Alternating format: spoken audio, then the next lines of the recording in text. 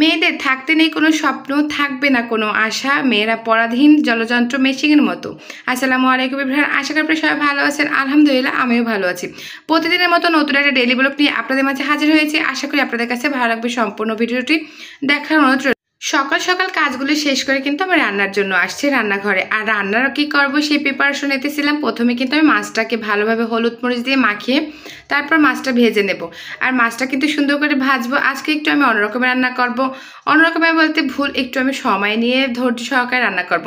মাঝে মধ্যে শর্টকাট রান্না করার চেষ্টা করি, কিন্তু মাঝে মধ্যে সময় হাতে থাকলে, মন ভালো থাকলে একটু সময় নিয়ে রান্না করার চেষ্টা করি। রান্না যত যত্ন সহকারে রান্না করবে, রান্নাটা খেতে কিন্তু তত বেশি মজা হবে। আমি খেয়াল করে দেখছি যখন আমি তাড়াহুড়ো করে রান্না করি তখন আমার রান্নাটা কিন্তু তেমন একটা টেস্ট হয় না।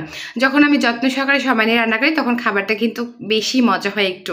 তো আমার মাছটা কিন্তু কথা বলতে বলতে ভাজা শেষ। এই পর্যায়ে কিন্তু আমি মাছটা উঠিয়ে তারপর রান্নাটা বসাবো। আর আজকে আমি একদম সিম্পল রান্না করব, একদম মজাদার খাবার। মানে কথা আছে না, সিম্পলের মধ্যেও অনেক মজার খাবার হবে, এটাই হচ্ছে বিষয়। দুটো খাবারই কিন্তু আমার অনেক পছন্দের খাবার। তো মাছটা ভুনার জন্য কিন্তু আমি ওই মাছের তৈলটাই দিয়েছি, আর একটু এক্সট্রা তৈল বাড়াই দিয়েছি। তার মধ্যে কিন্তু আমি একটু পেঁয়াজ দিয়ে দিছি। বেশি একটা পেঁয়াজ দেবো না, চিংড়ি মাছে পেঁয়াজ বেশি লাগে, বাট আমার কাছে মনে হয় সেটা ছোট ছোট চিংড়ি মাছে পেঁয়াজ বেশি দিলে একটু ভালো লাগে।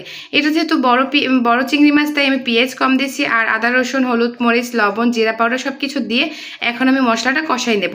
আর এই পর্যায়ে কিন্তু মশলাটা একটু সময় নিয়ে কষাইতে হবে, তাই কিন্তু আমি ঝোলের পরিমাণটাও বেশি দিয়েছি। কারণ আমি একবারেই কষাবো, তাই একটু বেশি ঝোল দিয়ে কিন্তু সময় নিয়ে কষাইতেছিলাম। তো আমার মশলাটা কষানো শেষ, এখন আমি চিংড়ি মাছটা দিয়েও একটু কষাই নেবো সময় নিয়ে। আর এরপর কষানো হলে কিন্তু আমি পরিমাণ মতো ঝোল দেবো মাছটা সেদ্ধ হওয়ার জন্য। তো মাছটা কিন্তু আমি দিয়ে দিয়েছি, একটু কষাই নেবো। মাছটা কষালে হয়তো বা মাছের মধ্যে একটু মশলার স্মেল ঢুকবে। আর যখন আমি মাছটা খাবো তখন কিন্তু একটু ভালো লাগবে, সুন্দর একটা স্মেল আসবে। এই জন্য আমি মাছটা কষাইতেছিলাম। তো আমার মাছটা কিন্তু কষানো শেষ, এখন আমি ঝোল দিয়ে দেবো। আর পরিমাণ মতো ঝোলটা দিয়ে দিছি। এই ঝোলে কিন্তু আমার মাছটা সেদ্ধ হয়ে যাবে। কারণ হচ্ছে আমি মাছের ঝোল রাখবো না, একদম ভুনা করবো। হালকা একটু ভেজা ভেজা থাকবে, তো এটাই সেদ্ধ হয়ে যাবে। আর এরপর কিন্তু আমি কিছুটা কাঁচামরিচ দিয়ে ধনিয়া পাতা দিয়েও আমি মাছটা সেদ্ধ হওয়ার জন্য একটু সময় ওয়েট করবো। তারপর কিন্তু আমি ডালটাও বসাই দেবো। আমি ভিডিওর শুরুতে একটা কথা বলছিলাম, মেয়েদের থাকবে না কোনো স্বপ্ন, থাকতে নেই কোনো আশা, মেয়েরা পরাধীন মেশিনের মতো। আসলে এই কথাটা বলছি যে আসলে সত্যি কি আমাদের মেয়েদের কোনো স্বপ্ন আছে?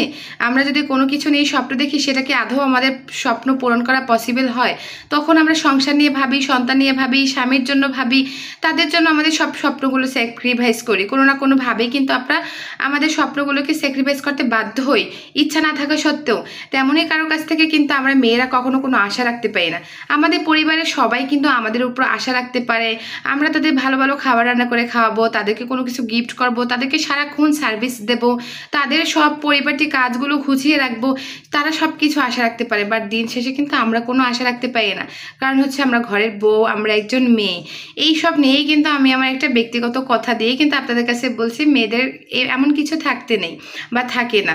এটাই জাস্ট কেউ মাইন্ড করবে না। যদি আমার কথায় কোনো ভুল ত্রুটি হয়ে থাকে তাহলে অবশ্যই ক্ষমা দৃষ্টিতে দেখবেন। আপনাদের সাথে কথা বলতে বলতে কিন্তু আমি ডালটা বসেছি, প্রায় ডালটা হয়ে আসছে। এখন একটু ধনিয়া পাতা দিয়ে তারপর কিন্তু আমি ডালটা একটু ফুটাই উঠিয়ে ফেলাবো। আর সবাই আপুর যদি ভিডিওটা ভালো লাগে তাহলে সবাই পাশে থাকবেন, আপুকে সাপোর্ট করবেন। আপুর জন্য নেক্সট ভিডিও আপনাদের সাথে আবারও শেয়ার করতে পারি। আজকে এই পর্যন্তই, সবাই ভালো থাকবেন। আল্লাহ হাফিজ।